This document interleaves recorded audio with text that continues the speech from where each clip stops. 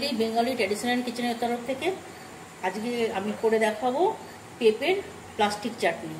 এতে কি কি লাগছে, এই পেঁপেটার অর্ধেকটা আমি গ্রেট করে নিয়ে হালকা সেদ্ধ করে রেখেছি, করে এই যে এরকম সেদ্ধ করে রেখে জলটাকে একদম চেপে বের করে দিয়েছি।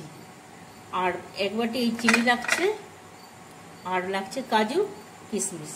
ব্যাস এই দিয়ে আমার তৈরি করবো আমি। এবারে আমি শুরু করছি। চিনিটা দিয়ে দিলাম, এখানে 150 গ্রাম মতো চিনি আছে। আর এই বাটির 1/3 কাপ জল দিয়ে দিলাম। এবারে এটাকে আমি গুলিয়ে নেব।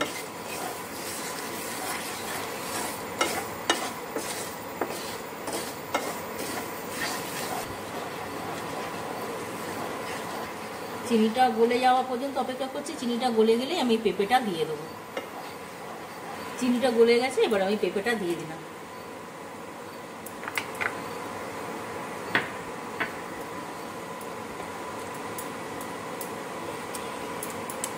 এবার ঢাকা দিয়ে দেবো। ঢাকা দিয়ে কিছুক্ষণ সেদ্ধ হোক। পেঁপেটা তো হাফ সেদ্ধ করাই আছে, করার পর আমি দেখাচ্ছি। এবারে আমি এর মধ্যে একটুখানি সামান্য একটু নুন দেবো।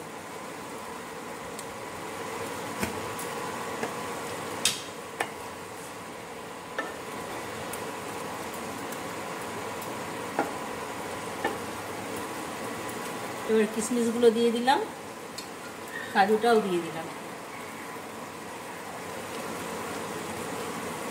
দিয়ে হয়ে এসছে প্রায়।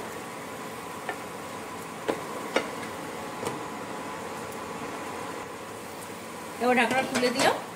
এবার হয়ে গেছে। আমি একটু এবারে ইন্ডাকশনটা বন্ধ করে দিলাম। এবার আমি লেবুর রস দিয়ে দেবো।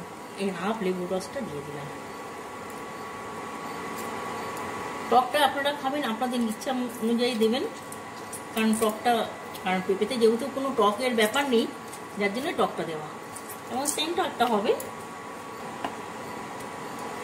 তৈরি হয়ে গেল প্লাস্টিক চাটনি পেঁপে। এটা অবশ্যই একদিন করবেন। যদি ভালো লাগে রেসিপিটা একটা লাইক এবং সাবস্ক্রাইব করবেন। ধন্যবাদ।